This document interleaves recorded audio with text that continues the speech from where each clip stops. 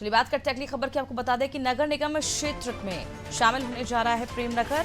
परिवारों को मालिकाना हक मिलने की अब उम्मीद बढ़ गई है। 3000 परिवारों को इससे मालिकाना हक मिल जाएगा। ज्यादा जानकारी के लिए एक बार फिर रुक करते हैं संवाददाता सोनू सिंह की ओर। सोनू, इस खबर को पूरा विस्तार से समझाइए कि आखिर किस तरह से परिवारों को मालिकाना हक मिल जाएगा अगर नगर निगम क्षेत्र प्रेम नगर में शामिल होता है। देखिए, जब भारत पाकिस्तान का विभाजन हो रहा था उस वक्त कई दशक पहले, जब उस वक्त जो लोग यहाँ पहुंचे थे तो उनको संबंधित जो विभागीय अधिकारी थे उन्होंने जो जहाँ पर खड़ा है, जहाँ पर बैठा है, उस लिहाज से उनको भूखंड आवंटित कर दिए थे। और तब से लेके आज तक तमाम प्रयास किए गए, तमाम कोशिशें की गई, क्योंकि ये जो एरिया है ये पूरा का पूरा जो एरिया है आर्मी एरिया है। और कैंट जो क्षेत्र है, इस कैंट क्षेत्र में जो सिविल के जो लोग रहते हैं उन लोगों को नगर निगम में शामिल करने की कवायद लगातार की जा रही थी, लेकिन अभी तक शामिल नहीं हो पाए। और अगर ये नगर निगम में शामिल हो जाएंगे तो निश्चित तौर पर इनकी जो जमीनों की रजिस्ट्री है वो भी हो सकेंगी और इनको जो अन्य अधिकार हैं वो भी मिल सकेंगे। और लगातार कोशिश जरूर की जा सकती रही है, लेकिन जो प्रयास किए गए हैं वो पूरी तरह से सफल नहीं हो पाए। अब ये देहरादून का प्रेमनगर वाला जो इलाका है,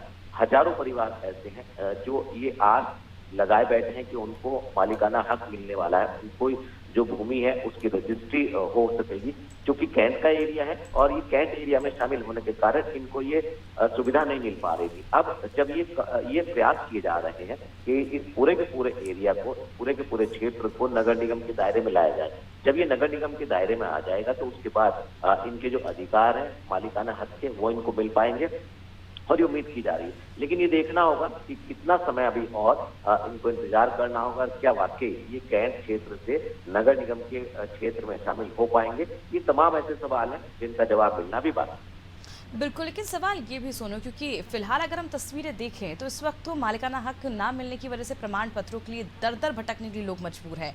क्या लगता है, क्या उम्मीद की जाए, कब तक इन्हें अपना हक मिलेगा? क्योंकि आचार संहिता अब लागू हो चुकी, सरकार के हाथ में भी कुछ नहीं रहा है।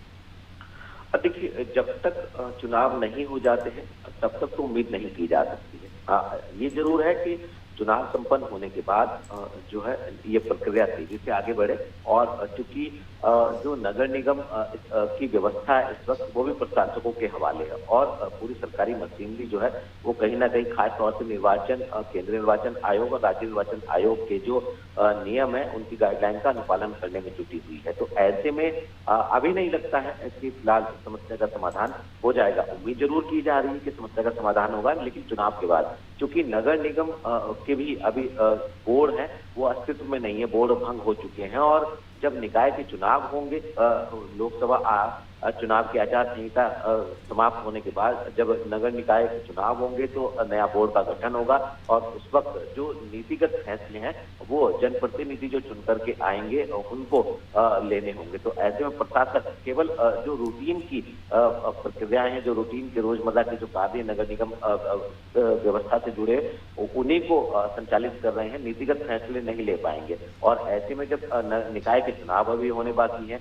और एक तरफ ये लोकसभा चुनाव की आचार संहिता का दौर चल रहा है, तो निश्चित तौर पर अभी इन लोगों को और इंतजार करना होगा। उसके बाद जब ये प्रक्रिया आगे बढ़ेगी तब जाकर के ये कैंट क्षेत्र से नगर निगम के दायरे में आ पाएंगे और उसके बाद जो इनकी समस्या है उसका समाधान हो पाएगा। बहुत बहुत शुक्रिया सोनू तमाम जानकारी की। तो बता दें, भारत पाक विभाजन के दौरान प्रेम नगर में बसाए गए करीब 3000 परिवार आज भी रजिस्ट्री का इंतजार कर रहे हैं। लोकसभा, विधानसभा और कैंट चुनाव में हर बार प्रमुखता से इस मुद्दे को उठाया गया, लेकिन इसका समाधान नहीं निकला। और यही उम्मीद की जा रही है कि लोकसभा चुनाव के बाद शायद अब इस समस्या को गंभीरता से लिया जाएगा और जो लगातार लोग प्रमाण पत्र के लिए दर दर भटकने को मजबूर अपने मालिकाना हक को लेकर, इससे जल्द ही निजात उन्हें मिलेगा। एक बड़ी राहत उन्हें आने वाले दिनों में मिल सकती है।